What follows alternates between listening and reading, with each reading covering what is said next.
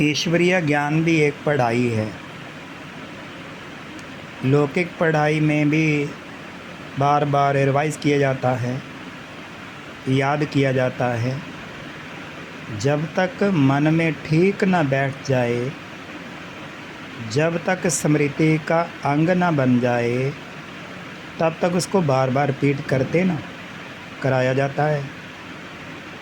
तो बाबा ज्ञान को रिपीट कराता है, इसलिए हमें रोज़ मुरली सुननी चाहिए, परमात्मा के महावाक्य सुनने चाहिए।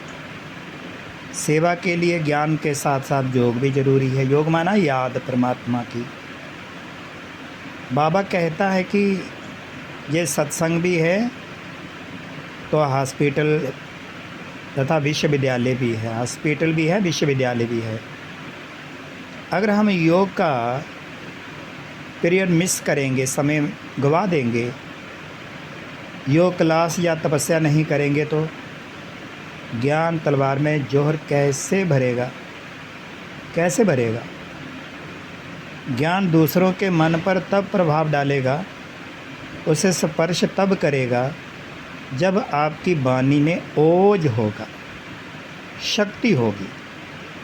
सेवा के साथ योग भी बहुत ज़रूरी है। अगर योग के बिना हम सेवा करते हैं तो वह लौकिकता हो जाती है, अलौकिकता नहीं होगी, इसमें रूहानियत नहीं होगी, क्योंकि योग ही नहीं है। परमात्मा की स्मृति के बिना है। हमारी सेवा तो रूहानी है, हमारी केवल सोशल सर्विस ही नहीं है, माना समाज सेवा ही नहीं है। स्पिरिचुअल सर्विस माना ये आध्यात्मिक सेवा है। हमारी सेवा का लक्ष्य है नई दुनिया बनाना। नई दुनिया कैसे बनेगी? ज्ञान बल, पवित्रता का बल, योग बल से। इसलिए स्थापना के लिए योग बल, योग अभ्यास, योगी जीवन जरूरी है। सेवा में सफलता प्राप्त करने के लिए हमें योग युक्त होकर ज्ञान सुनाना है। योग युक्त तभी हो पाएंगे जब हम स्वयं योग के समय योग का अभ्यास करते रहेंगे।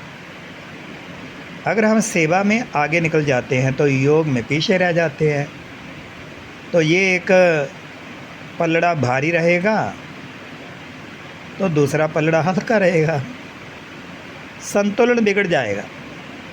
उसका परिणाम क्या होगा? योग के विषय में कमज़ोर हो जाएंगे। इसलिए विद्या में भी अगर एक विषय में बहुत मार्क्स लिए और एक में फेल हो गए तो परिणाम क्या निकलेगा? फेल। इसलिए सभी विषयों का संतुलन चाहिए। सेवा के क्षेत्र में जाते हैं तो हमारे लिए ज्ञान योग दोनों जरूरी हैं।